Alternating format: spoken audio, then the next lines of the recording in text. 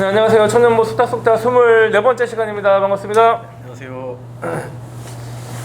그래요. 자, 오늘 바로 그냥 거두절미하고 저 영화에 대해서 이야기 나눠보도록 하겠습니다. 오늘 나눌 영화는 뭐지, 승구가? 오늘 영화는 이제 2020년 올해 개봉한 이종필이라는 감독이 삼진그룹 영어 토익반이라는 영화.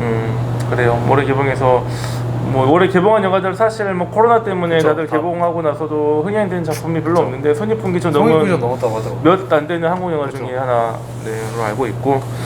그래요. 감독은 다른 영화가 있나? 잘 모르는 감독인데. 보니까 도리화가 보셨나요? 안 봤어. 안 봤어. 수지 나오는 걸로 알고 있는데 아마 안 봤어. 전국 근데 딱 봐도 노래자? 별로 재미없을 것 같더라고. 맞아요. 저도 그래서 안 봤고. 응. 또 전국 노래자랑이라는 영화 전국 노래자랑? 박하선 나오는 걸로 알고 있는데 저도 그것도 안 봤어요. 아, 영화야? 네. 송이 아저씨 나오는 성희 거 아저씨 나오는 영화 맞죠? 영화요? 네. 그래. 아유, 그러면 첫째, 둘째 영화 그렇게 좀 빛을 못 보다가 요 영화로 그쵸, 좀 그래도. 그래도 이제 민지도 싸우는 나름대로 인정을 받겠구나, 감독님이. 이제 출연진은 고화성 되게 유명하죠. 한국 영화 괴물, 설국열차 이런 봉준호 감독 영화 많이 나오고. 그리고 이 영화에서도 미래를 보나? 네. 설국열차에서 미래를 보고, 보죠. 미래를 보고 병 너머를 병 너머를 보고. 보고. 그래서 소망을 줄 수 있는 사람들에게 역할을 하고 있는데 여기서도 정 너무 못 보는 것 같은데요. 어쨌든 그리고 이솜 이솜. 뭐 모델도 하고 있고. 아, 얼굴 되게 좀 그렇죠. 개성 있어. 되게 예쁜, 막 예쁜 보존적으로 예쁜 얼굴은 아닌데. 귀염상이죠. 그리고 박혜수라는 배우, 전 이 영화에서 처음 봤거든요. 처음 봤어. 근데 좀 드라마로 좀 인지도를 많이 쌓으셨더라고요. 그래? 네, 청춘시대라는 드라마인데 저도 보진 않았지만 좀 알고는 있어요. 좀 유명한 걸로. 아무튼 이 정도? 나 박혜순의 스윙 키즈라고 그 엑소 디오 도경환 맞나? 저 이름 네, 잘 기억이 안 나네요. 아마. 또 엑소 디오랑 같이 나왔던 영화 있어. 강영철 감독, 그 써니 감독. 그 작년 요맘때쯤에 개봉했는데 하여튼 되게 좀 흥행할 거라고 생각을 많이 했는데 힘 못 쓰고 그냥 좀 주저앉은 영화가 하나 있었거든. 영화 자체는 되게 좋았어. 아, 진짜요? 스윙 키즈라고 막 탭댄스 추고 막 춤추는 영화인데 좀 묘해. 이게 이제 그 남북 전쟁 때 프로 수용소 안에서 일어난 일이거든. 진짜요? 근데 이제 스윙 키즈니까 막 춤추면서 되게 밝은 분위기에서 이제 춤을 통해서 뭔가 밝은 미래 희망 막 그런 거 하는데 또 그렇지 않아. 되게 또 진지하고 무겁게 가 영화 진짜요? 내용이. 되게 좀 묘한 느낌의 영화였는데 거기서 밖에서가 이제 춤추는 사람 중에 한 명으로는 주연이거든. 엑소 디오랑 나오는데 그거 보면서 되게 좋았었거든. 그래서 여기서 보니까 또 되게 좋더라고. 연기랑 이런 게 그리고 요 세 명이서 요거 찍고 나서 내가 또 검색 좀 해보니까 유희열의 스케치북인가? 하여튼 거기 나와가지고 셋이서 노래 부르는 게 하나 있더라고. 진짜요? 김현철 왜 그래라는 노래를 부르는 게 있는데 한번 봐봐봐. 되게 사람들 사이에서 막 한 번 본 사람은 없다. 그러니까 여러 번 본 사람은 있어도 한 번 본 사람은 없다. 그렇게 하는 그러니까 한 번도 안 본 사람이 있어도 한 번만 본 사람. 그거구나. 그러니까 능력이 딸리지. 그래서 그런 영상인데 나도 한 번 보고 나니까 한 번만 봤어. 진짜요? 두 번 봤어. 근데 이 영화가 잘 된 이유가 뭘까에 대한 답을 그 셋이서 노래 부르는 영상에 보여주는 것 같았어. 맞아요. 셋이 좀 케미가 있어요. 되게 좋아. 재미가. 그래서 그 노래 부르는 영상도 한번 이 영화가 괜찮았다면은 한번 그 영상도 한번 찾아보면 좋지 않을까라는 생각이 드는데 별로 재미없다면서. 네? 그러니까 재밌었는데 저는 일단 줄거리 소개부터 하고 하겠습니다. 알겠어. 줄거리 소개 누가 하지? 내가 하는 건가? 네네. 내가 하는 거구나. 자, 그래요. 자, 배경이 되게 중요한 것 같아요. 1995년입니다. 그래서 처음에 시작하면은 이제 그때 당시 한국 대통령이 때 김영삼 대통령이 TV 뉴스 나와가지고 이제 세계화를 이루어야 됩니다. 글로벌 시대입니다. 그래서 막 영어 수업 열심히 사람들 막 하고 있는 장면들 막 그런 내용들이 나와요. 그래서 요 내용이 사실 영화 전체에 흐르는 어떤 배경인 것 같고, 그래서 주인공 3명이죠. 고화성, 이솜, 박혜수 그냥 배우 이름으로 설명할게요. 삼진그룹 이라는 그룹 되게 유명한 큰 그룹, 뭐 우리 지금 현실에 있는 그룹은 아닌데 되게 유명하고 큰 그룹이고, 삼진하면 뭐 삼성 생각할 수 있는데 삼성은 아니라 그러더라고요. 네, 그래서 뭐 이 영화에 나타나고 있는 비슷한 사건은 두산에서 일어났던 사건이라고 하더라고. 그래서 그 삼진그룹이라는 되게 뭐 제일 뭐 거의 뭐 5대 기업 안에 들어가는 뭐 3대 기업 정도 되는 느낌의 그런 대기업이고, 지금으로 치면은 뭐 거의 뭐 삼성, 현대, 뭐 SK 중에 하나 정도 되는 것 같은 느낌이었어. 근데 이 세 명은 이제 대졸 직원이 아니고 고졸 직원입니다. 상고 출신. 고졸 직원이고, 그래서 회사에서 나름대로 셋 다 능력은 되게 좋아요. 고화성은 생산팀에 있는데 생산팀에서 일을 제일 잘해요. 그렇죠. 얘가 출장을 나가면 생산팀이 잘 돌아가질 않아. 그리고 똑똑하고 나름대로 이제 그 회사에서 만드는 제품에 대해서 자기가 만들고 싶은, 생산하고 싶은 제품도 있어요. 세탁기랑 건조기가 같이 있는 거 말고 근데 건조기만 있는 거. 그쵸. 요새 나왔으면 여기서 무슨 나와서 막 하고 있잖아, 건조기. 그러니까 똑똑하고 나름대로 미래를 내다보네. 그렇죠. 세탁기랑 건조기 분리돼가지고 나오는 거 보니까. 근데 이제 인정은 못 받고 있죠. 늘 치이고 뭐 허드렛 일만 하고 비품 관리하고 있고 커피만 타고 있고 이제 그런 상황이고, 이성 같은 경우에는 이제 마케팅 팀에서 일을 하는데 되게 거기서 좀 세련되고 이미지가 좀 그러니까 세련되고 자기를 사랑하고 아이디어가 좋고, 근데 그 아이디어를 자꾸 뺏겨. 그렇죠. 뺏기죠. 다른 다른 사람한테 자기를 좀 은근히 누르려고 하는 자기 팀 안에 있는 그 대졸 요소원한테 자꾸 아이디어를 뺏기고 있는 상황이고, 그다음에 박혜수 같은 경우에는 회계팀인데 이제 설정은 중학교 때는 수학 올림피아드 대회에 나가가지고 최우수상을 탔던 수학 천재 이미지로 나오는데, 수학 천재인데 사실 뭐 고졸 직원으로 입사를 했으니까 사실 저는 인정 못 받고 있고, 이제 주로 하는 일이 가라로 제출한 영수증 그 숫자 맞추는 거, 어쨌든 회계팀에서 좀 그거 입출금 내역을 맞춰야 되니까 그걸 주로 하고, 그래도 이제 이 사람한테는 그래도 좋은 거는 회계팀 안에 되게 좀 믿고 의지할 수 있는, 마음 둘 수 있는 선임, 남자 그 선임이 한 명 있어요. 나이 많은 아주 저희 아버지 뻘 되는 그 선임인데, 그 사람이 되게 그 옆에서 좀 잘 부장님인가요, 그분이? 팀장님? 부장 그 정도 되는 것 같아요. 부장님 정도 되는 것 같은데, 되게 좋은 부장님이 한 분이 있어서 그래도 많이 의지가 되고 힘을 냈는데, 그분이 이제 안타깝기도 말기 암 판정을 받고 이제 영화 초반에 퇴사를 하고 병원 입원을 하죠. 그래서 되게 슬퍼하고 그런 상황이에요. 그래서 자, 문제가 생깁니다. 문제는 뭐냐면 이 회사에 회장님이 있어요.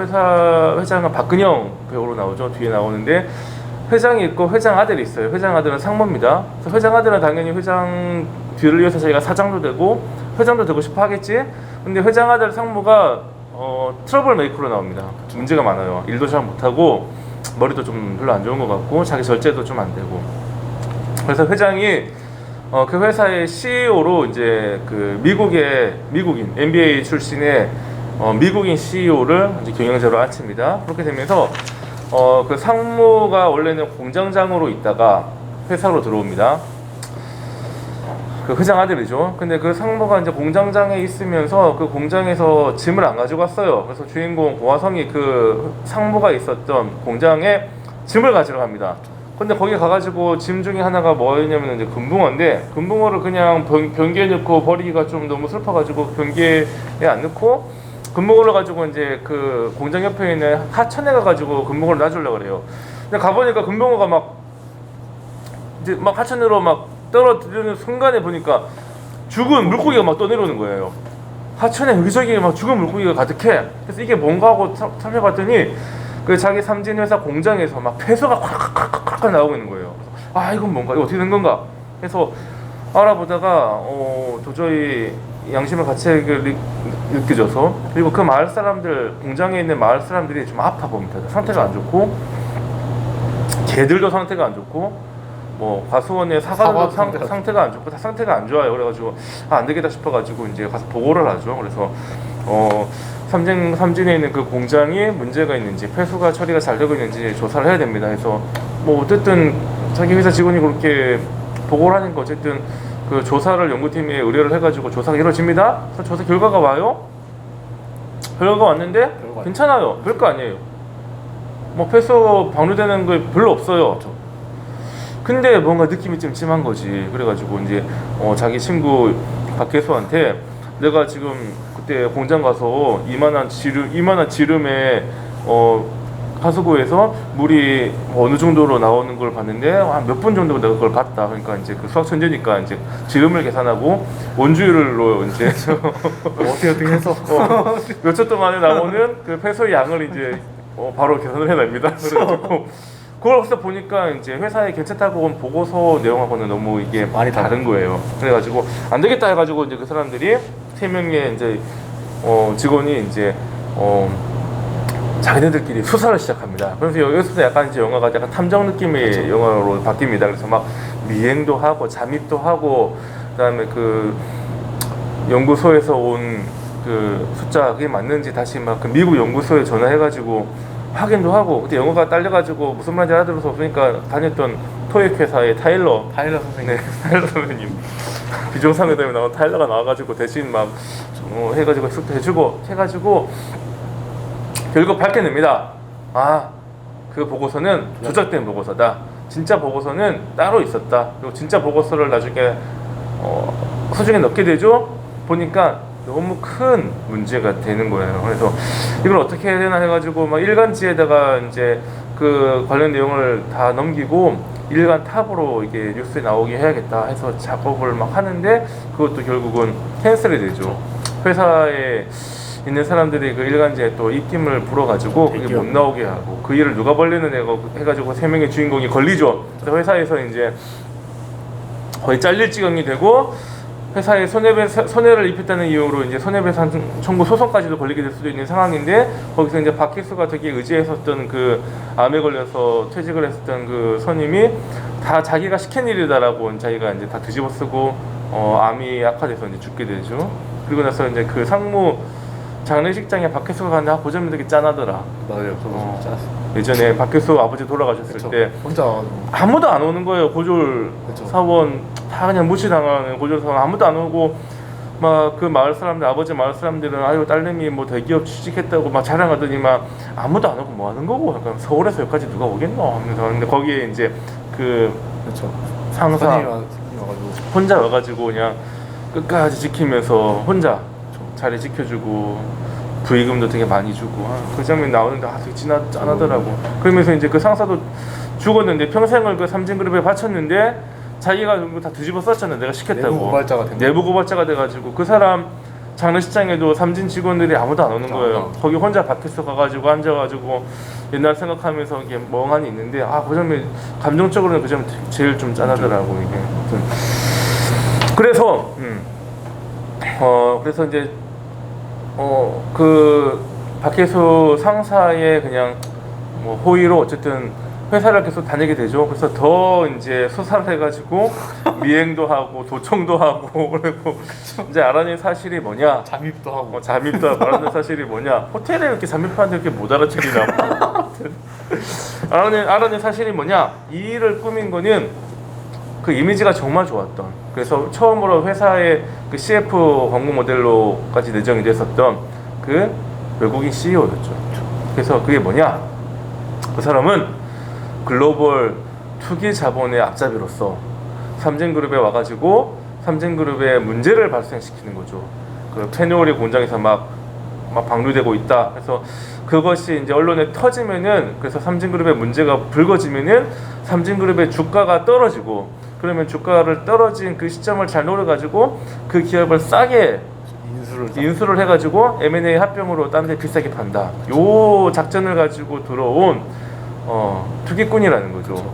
그리고 거기에 이제 그 삼진그룹의 CEO였던 박근영은 속았던 거고, 그쵸. 속아서 그냥 CEO로 앉혔던 거고, 그 사실을 아무도 못 알아냈는데 그 고졸 여직원 3명이서 그 정말 그 어설픈 미행과 정말 불안해 보이는 잠입과 막 소리 막 따까따까 하는 그 도청으로 그걸 어쨌든 파악해냅니다. 그래가지고 그 맨 마지막 장면 이제 그 CEO와 CEO로 둘러싼 그 거대 투기자본인데 고졸 여직원들의 어떤 그 대결 구도가 벌어지죠. 거기서 뭐 결론부터 얘기하면은 그 고졸 여직원들이 다 하나가 돼가지고 투기자본을 가지고 있는 사람들이 주식이 30%인데 나머지 60%가 넘는 사람들의 개미 주식 투자자들에게 한 명 한 명 다 찾아가고 연락을 해가지고 인수합병에 반대하는 동의서를 받아온 거예요. 그래서 당연히 뭐 그 CEO는 30%의 주식 그 투자자들만으로 이게 이제 가능하다라고 생각을 했는데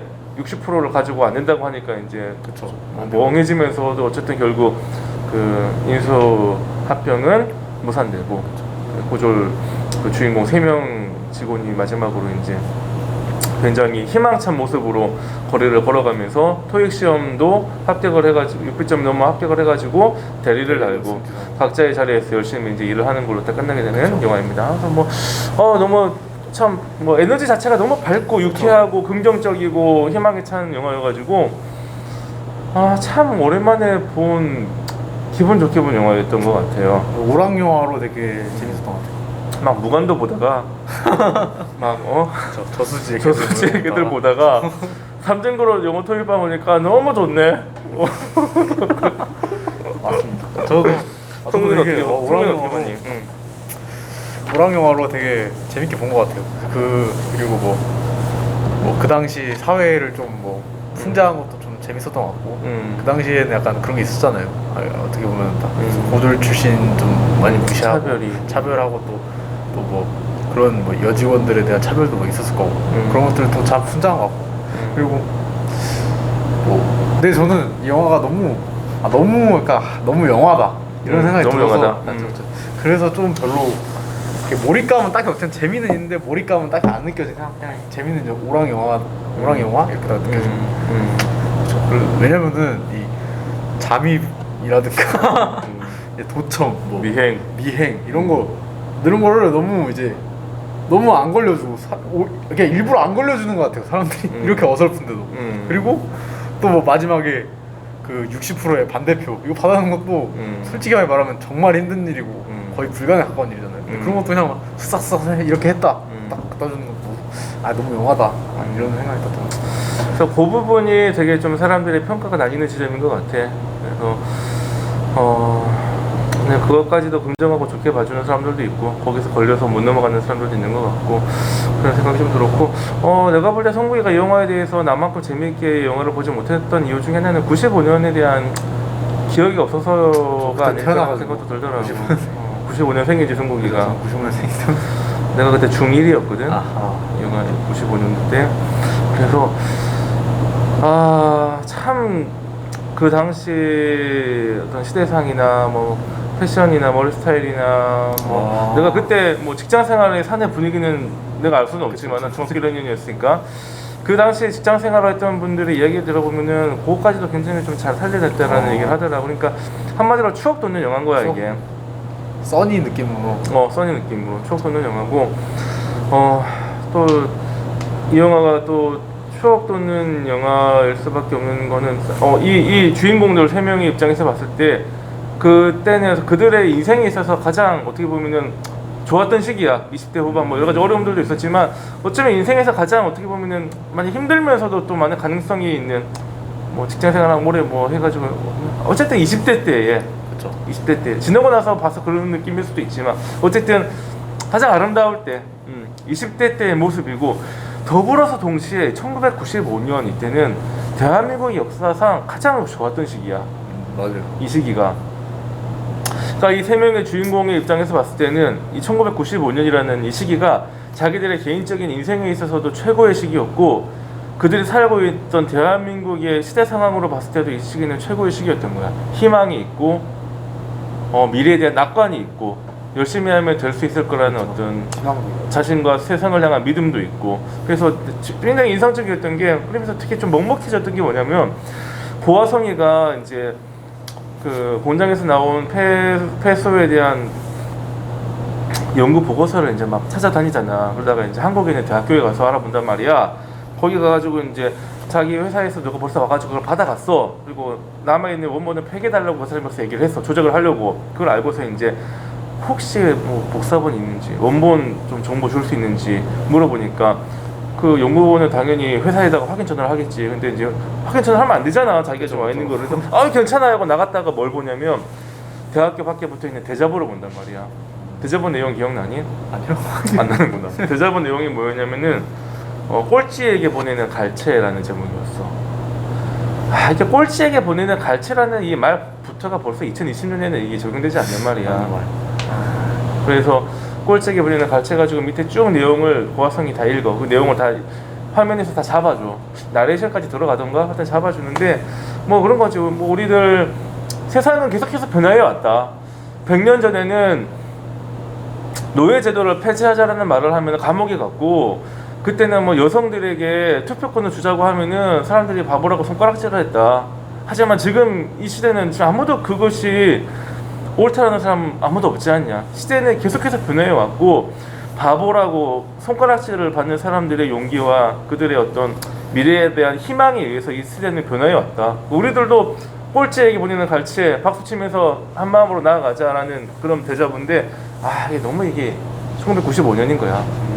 2020년에 있을 수 없는 대자보인 거야. 그게 너무 영화를 보면서 뭔지 모르게 그냥 이게 과거에 대한 향수인지 현재 오늘에 대한 어떤 안타까움인지 뭔가 모를 깊은 감정의 소용돌이를 나한테 안겨주더라고. 그런 어떤 감정, 정서적인 부분이 있었고, 이 영화가 좋았던 또 뭐 연결되는 얘기긴 한데 레트로 감성 있잖아. 그쵸. 레트로 나는 레트로라는 뜻은 잘 모르겠어. 뜻이 뭐야 레트로가? 저도 그런 복고 이런 게 레트로 복고인가? 우리나라의 레트로 음악이라고 하면 몇 년도에 나왔던 거를 보통 레트로 음악이라고 하나? 아니면 연도에 상관없이 그냥 복고 느낌이 있으면 다 레트로인가? 디스코 약간 디스코 모르겠어요. 느낌이야? 참 저도 레트로 감성 그런 거 잘 몰라가지고. 그래. 내가 복고 느낌 나면 레트로로 저도 알고 있는데. 그래. 그냥 복고 느낌은 정확한 어떤 시기, 어떤 몇 년도 정도의 어떤 몇 년도 정도의 어떤 느낌이나 어떤 정서를 지향한다라는 건 없는 거네. 레트로라는 단어에는. 저는 잘 모르지만 제가 알기로는 그렇습니다. 나도 우리나라 레트로는 잘 모르겠고 내가 우연히 알게 된 건데 일본에는 시티팝이라는 게 맞아. 있어. 시티팝은 알죠. 시티팝은 알아. 시티팝은 그때 아니면 약간 일본 버블 경제 맞아. 절정기 때. 시티팝은 일본 80년대거든. 근데도 뭐 일본에 대해서 뭐 참 좋아할 수 없는 나라인데 어떤 우연히 시티팝 노래 몇 개 들어봤거든. 이게 너무 좋은 거야 들어보니까. 그래서 한동안 시티팝만 듣고 다녔어. 진짜요? 제목도 모르고 가수도 모르는데 그 정서가 너무 좋은 거야. 내가 그때 그 정서에 내가 좀 약한 것 같아. 맞아요. 약간 그런 게 있어요. 그 시티팝 저도 한 번 딱 들어 한 곡 알거든요. 좀 유명한 노래인데 유튜브 알고리즘으로. 근데 막 약간 그때 느낌 막 그 댓글들 보면은 그냥 그때 그 감성과 느낌 약간 느껴지는 게.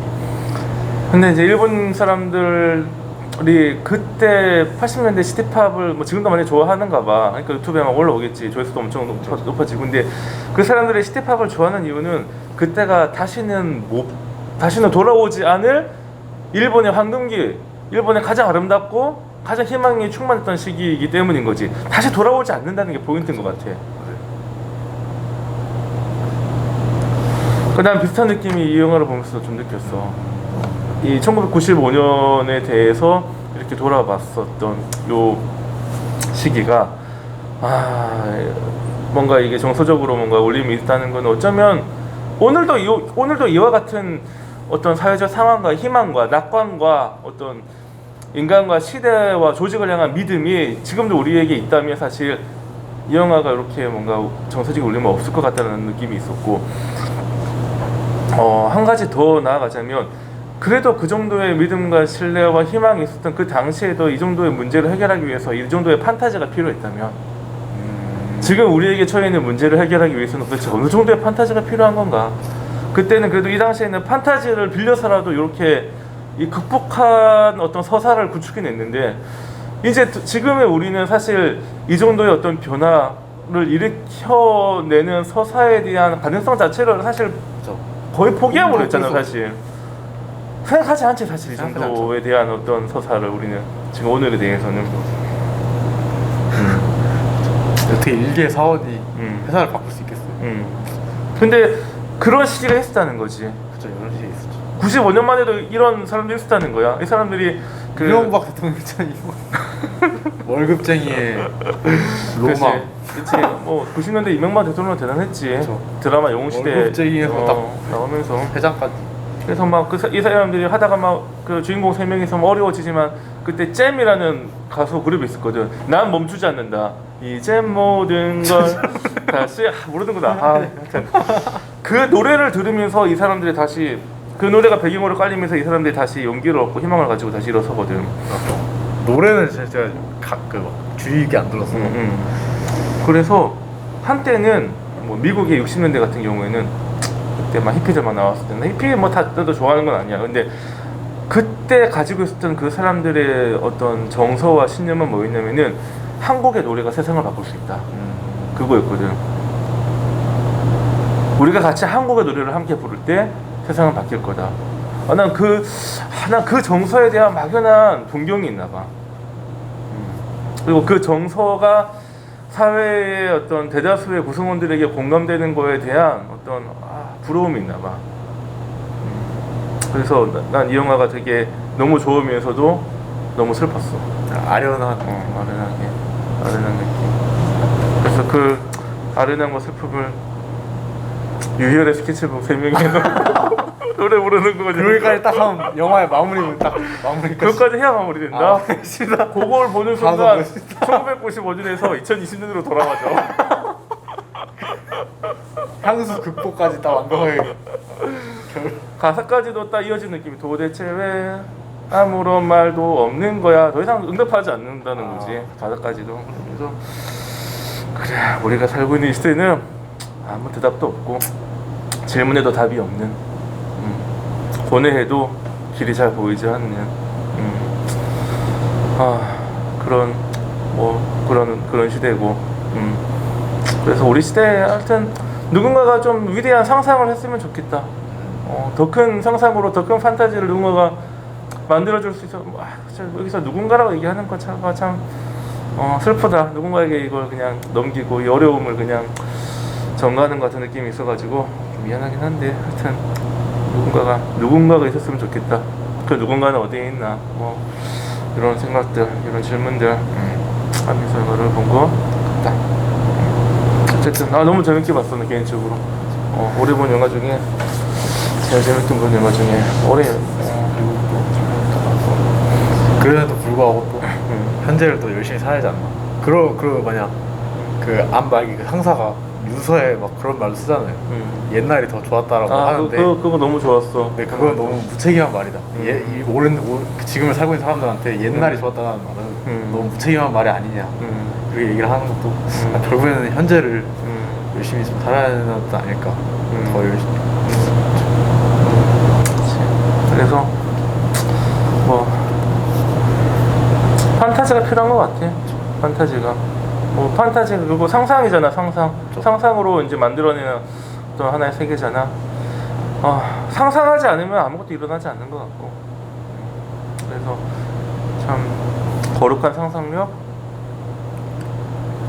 그것들이 이제 누군가는 상상하고 누군가는 꿈을 꾸고 누군가는 아직까지 없는 어떤 미래를 그리면서 나아가야지. 그런 사람이 있겠지, 어딘가에 있고. 그런 사람이 있으면 또 같이 응원하고 기도하고 같이 연대하고 하면서 또 같이 나아가는 거고. 뭐 쉽지는 않지만 어쨌든 이게 뭐 그냥 95년도에는 그랬지, 그때 좋았지, 아련하다, 향수 돋네, 추억이 참 좋다. 어떻게 보면 영화 나오는 우리나라에 다 응답하라만 봐도 응답하라 88, 응답하라 94, 응답하라 97. 그러니까 다 그때인 거야. 다 히트. 왜냐면 우리나라는 그때가 제일 좋았거든. 맞아요. 응답하라 99 나오겠니? 안 나올 수 없어. 그때는 2002까지는 나올만 하지 않나요? 그는 월드컵 때문에 나올 수 있겠다. 응답하라 2002는. 근데 하여튼 어쨌든 이 영화가 어쨌든 그냥 더 다짐하는 건지 우리는 보면서 이게 그냥 95년의 판타지로 그냥 오늘과 단절된 과거의 어떤 판타지로 끝나지 않게 하는 게 오늘을 살아가는 우리의 몫이고. 그 가운데 굳이가 아니라 반드시 이렇게 해야 되지. 그리스도인으로서 또 기독교적 성경적인 또 삶의 기준들, 가치들 가지고 또 영화를 바라본다면 결국 우리의 그 상상력이 가능할 수 있는 거는 결국 예수 그리스도, 그 어두웠던 팔레스타인에 오셨던 그 예수 그리스도, 그 판타지와 같은 말들로 누가 내 오른뺨을 치면 내 왼뺨도 되라. 라는 그 누가 너의 겉옷을 달라 하면 속옷까지 줘. 심리를 같이 가자 하면 이 심리를 같이 가고. 그 말도 안 되는 판타지를 늘어놓으셨다. 그 예수님이 결국 우리의 가장 큰 판타지적 상상력의 어떤 원천과 근원이 아닌가. 예수님 아니면 할 수 없겠지. 더군다나 오늘과 같은 이런 시대라면. 그래서 판타지를 그립시다. 상상력을 가지고 꿈을 꿉시다 라는 어떤 다짐을 해보면서 영화를 잘 보았다는 저의 감상을 이야기합니다. 자, 성국이 뭐 마무리하자면. 저는 이 영화 그럴까지 저는 그런 아련함 이런 걸 느끼지 못했지만 단순히 그냥 오락 영화로 보기에도 되게 뭐 재밌었던 영화인 것 같아요. 약간 뭐 그 극한 직업도 그런 막 마지막에 좀 터무니없는 것들 있잖아요. 뭐 5명이서 조폭한 조직을 막 딱 때려잡고 이런 것들. 근데 이런 영화도 딱 그렇게 보면은 되게 잘 만든 오락 영화 아닌가. 저는 순수하게 재미면으로 봤을 때도 재밌었고 그런 영화였어요. 그래요. 한테는 너무 재밌어서 꼭 한번 가볍게 볼만. 그러니까 굳이 막 그렇게 이런 아련함 이런 걸 느끼지 않아도 그냥 단순히 오락용으로도 가볍게 재밌게 볼 수 있을 만한 맞습니다. 영화라고 생각합니다. 재밌게 보시고 유일의 스케치북 김현철 얼굴까지 보셔서 마무리하시는 걸로. 자, 한 번도 안 본 사람은 있어도 한 번 본 사람은 없습니다. 자.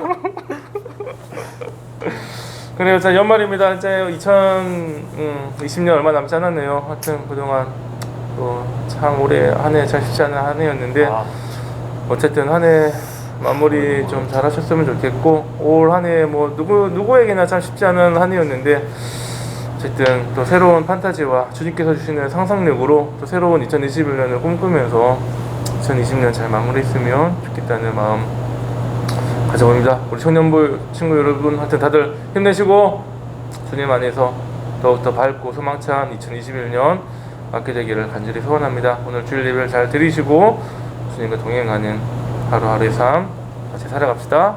그래요. 이만 마치도록 하겠습니다. 감사합니다. 안녕히 계세요.